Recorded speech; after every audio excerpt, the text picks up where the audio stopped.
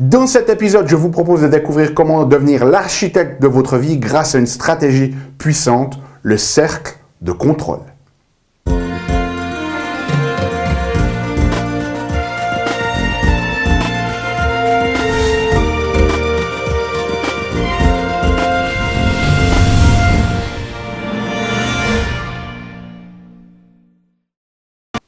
Parce que la vie est bien trop magique pour être petite et que nous avons tous besoin d'une prescription pour grandir en conscience et faire que nos rêves dévorent notre vie. Bonjour, je suis le Dr Annick Pauly. Bienvenue à un nouvel épisode d'une grande vie. Vous le savez, chaque semaine, dans ces épisodes, je vous propose des stratégies pratiques pour grandir en conscience, qu'elles soient d'ordre physique, émotionnel, psychologique ou spirituel, parce que c'est cette conscience qui est au cœur d'une vie pleinement vécue et de notre évolution en tant qu'être humain. Alors, cette semaine, j'aimerais vous parler une stratégie très puissante qui va vous permettre de reprendre le contrôle de votre vie, d'être vraiment l'architecte de votre existence et de ne pas vous laisser balloter par les circonstances de la vie.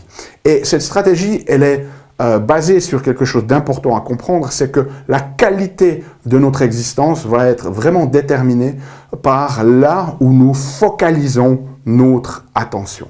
Et vous vous êtes très certainement rendu compte que dans le monde actuel, bien tout le monde veut notre attention. Les publicitaires veulent notre attention, les personnes autour de nous veulent notre attention, tout le monde nous demande notre attention. Et c'était Épictète qui disait, c'est très intéressant déjà à l'époque des philosophes grecs, donc on parle de milliers d'années, il disait déjà, c'est incroyable, vous passez dans la rue et quelqu'un essaye de vous prendre votre porte-monnaie ou il essaie de vous prendre une partie de votre corps, de vous arracher une partie de votre corps et vous allez vous défendre avec toute votre hargne pour pas nous le laisser faire. Par contre, dès le moment où quelqu'un demande votre attention, hop, on leur donne sans réfléchir. Et c'est encore décuplé, voire 100 fois plus de notre époque avec tout ces réseaux sociaux, avec toutes ces nouvelles technologies qui demandent constamment notre attention. Donc, il faut se rendre compte que si vous voulez être l'architecte de votre vie, il faut reprendre le contrôle de votre focalisation, de votre attention, de là où vous donnez votre attention et que finalement, il faut être prêt à protéger cette attention avec autant de ferveur et de fermeté que vous protégeriez votre porte-monnaie ou que vous protégeriez votre intégrité physique ou l'intégrité physique des êtres qui vous sont chers. Okay? Donc là, pour comprendre cette notion, eh bien, c'est de comprendre que l'on a finalement deux cercles. On a un cercle ici en rouge qu'on appelle le cercle de la préoccupation. Okay. Et vous avez ici en vert, à l'intérieur, le cercle, et ici, en vert, le cercle du contrôle. Eh bien, si vous voulez devenir l'architecte de votre vie, ce qu'il faut faire, c'est de réduire au maximum le cercle des préoccupations et d'agrandir au maximum le cercle de contrôle. Alors, on va prendre l'exemple typique d'une personne que l'on pourrait appeler une victime de la vie, c'est-à-dire qu'elle n'est pas en contrôle, elle n'est pas maître de son destin, elle n'est pas le capitaine de son existence. Eh bien, cette personne-là, le cercle du contrôle, le contrôle qu'elle peut avoir sur la vie, eh bien, il est très très limité et finalement, elle va focaliser une grande partie de son temps et de son énergie sur des choses qui sont au-delà, finalement, de son contrôle. Elle va, par exemple, focaliser son attention sur les ragots des people. Elle va être constamment connectée à Facebook pour s'assurer qu'elle ne rate pas la dernière information sur le mariage du prince Harry et de la princesse Meghan. Okay. Vous pourrez resituer dans le temps quand cette vidéo a été produite. Ok, mais sur le ragot des people, sur ce qui se passe sur Instagram ou ce que le président Trump a dit sur Twitter. Okay? Ils sont aussi souvent focalisés sur les nouvelles, les nouvelles du monde. Et bien évidemment, les journaux, eux, pour faire vendre, qu'est-ce qu'ils font? Eh bien, ils nous balancent toujours des choses croustillantes, des scandales et des choses comme ça. Ils sont aussi focalisés sur l'économie, à quel point leur vie ne va pas parce que l'économie ne va pas. Alors que leurs voisins, eux, ont une vie phénoménale, excitante, enthousiasmante et heureuse dans la même économie. C'est des gens qui vont aussi focaliser leur temps et leur énergie sur l'opinion des autres. Et toutes ces choses, toutes ces préoccupations finalement font que cela réduit ce cercle de contrôle. Ils vont se focaliser aussi sur le temps qu'il fait. Hein, voilà, le temps est pluvieux, alors on se plaint. Ils vont se focaliser sur toutes ces mauvaises nouvelles, que ce soit les désastres naturels,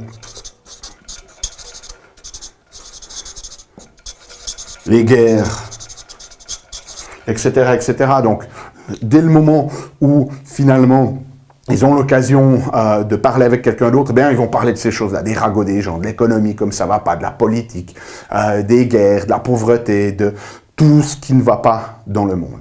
Et en faisant ça, en focalisant votre attention là-dessus, eh bien, vous réduisez votre cercle de contrôle. Et moi, ce que je vais vous inviter à faire, eh bien, c'est de commencer, si vous voulez être l'architecte de votre vie, eh bien, d'étendre ce cercle de contrôle, qu'il prenne de plus en plus de place, si vous voulez, au point de réduire au maximum ce cercle des préoccupations, voire idéalement, ou même il n'y aurait plus d'espace ici entre deux, mais vous auriez un cercle de préoccupation qui est finalement autour du périmètre de votre cercle de contrôle, et là, vous savez que vous êtes devenu maître de votre existence. Donc, quelles sont les choses que vous pouvez contrôler, qui sont sous vos contrôles, qui vous permettent de devenir l'architecte de votre vie? Bien, tout d'abord, c'est votre ressenti intérieur, votre santé. Oui, vous avez le contrôle sur votre santé, à moins que vous êtes né avec, et ça c'est très très rare, certaines maladies génétiques. Le reste du temps, notre santé, ce n'est pas quelque chose qui nous arrive au hasard, c'est une compétence que l'on apprend, que l'on développe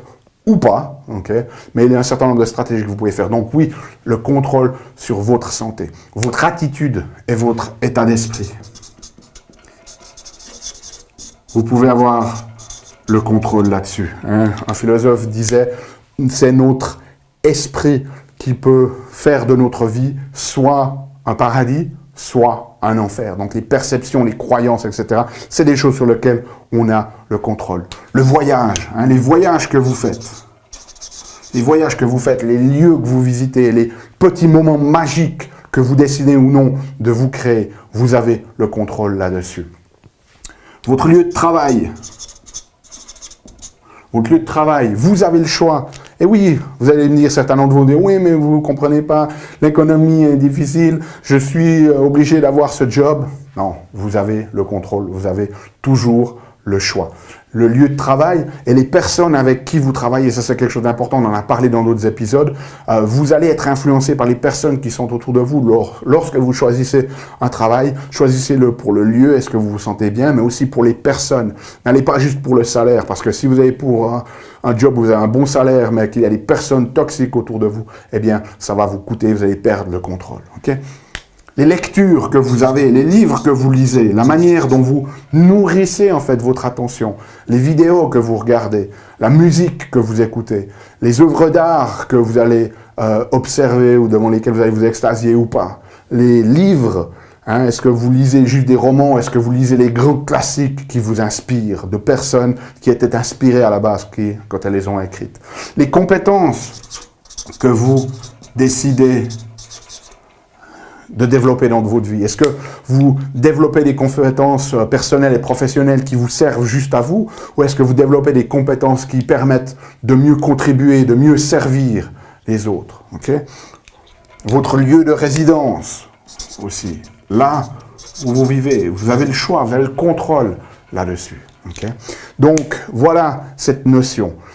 Prenez conscience que la qualité de votre vie, que si vous désirez devenir l'architecte de votre vie, le maître de votre destin, le capitaine de votre destinée, eh bien, il va falloir focaliser votre attention. Et cette attention, il faut la focaliser sur quoi vous avez le contrôle. Le plus vous focalisez sur ces éléments-là, sur votre propre santé, sur votre attitude et votre état d'esprit, sur les moments magiques que vous créez, sur les voyages, les pays que vous visitez, sur les personnes positives que vous rencontrez, les lectures, les vidéos que vous avez, tout ça, en focalisant là-dessus, vous allez faire grandir votre cercle de contrôle et donc diminuer ce cercle de préoccupation. Si au contraire, vous focalisez votre état d'esprit sur la politique, sur les nouvelles, sur l'économie, sur le ragot des people, sur ce qui se dit sur Facebook et Instagram, sur le mauvais temps qu'il fait, sur les guerres qu'il y a dans le monde, eh bien, vous allez réduire votre cercle de contrôle et amplifier ce cercle de la préoccupation et cela, ça vous empêche d'être l'architecte de votre vie. Donc, focalisez votre attention sur vous-même. C'est un peu comme si vous étiez sur une course de 100 mètres. Ne vous focalisez pas sur le coureur qui est à droite, sur le coureur qui est à gauche. Focalisez-vous sur votre ligne, sur votre œuvre, sur votre création, sur votre contribution dans le monde et finalement, surpassez-vous vous-même. N'essayez pas de surpasser les autres, surpassez-vous vous-même. Okay? Laissez-moi savoir comment cette réflexion vous parle dans les commentaires. Si vous voulez la transcription de cet épisode, elle est disponible sur notre site unegrandevie.com. Et nous, comme toujours, on se retrouve la semaine prochaine pour un nouvel épisode. D'ici là, souvenez-vous, aimez la vie, émerveillez-vous et contribuez chaque jour un petit peu plus. Salut, c'est Yannick. Alors, t'as aimé cet épisode? Sais-tu que tu peux rester connecté et même approfondir le sujet en faisant 3 choses? La première, tu peux t'inscrire à mon compte YouTube. De cette manière, tu seras informé des prochains épisodes. La deuxième chose que tu peux faire, c'est approfondir le sujet grâce à ce DVD, les 7 clés d'une grande vie. Il est complètement gratuit. C'est le DVD d'un atelier que j'ai fait de 2 heures environ qui explique les bases de la méthodologie et qui vous donne des exercices pratiques dans la méthodologie Une grande vie. Donc il est gratuit. Tout ce que tu as à faire, c'est cliquer sur le lien. Et troisième chose, eh bien, je t'invite à me rejoindre sur mon blog où tu trouveras la transcription de cet épisode et aussi où tu peux t'inscrire, laisser ton email afin que je puisse t'envoyer les prochains épisodes. Donc moi, je t'invite vraiment à recevoir ce DVD puisqu'il est gratuit. À bientôt.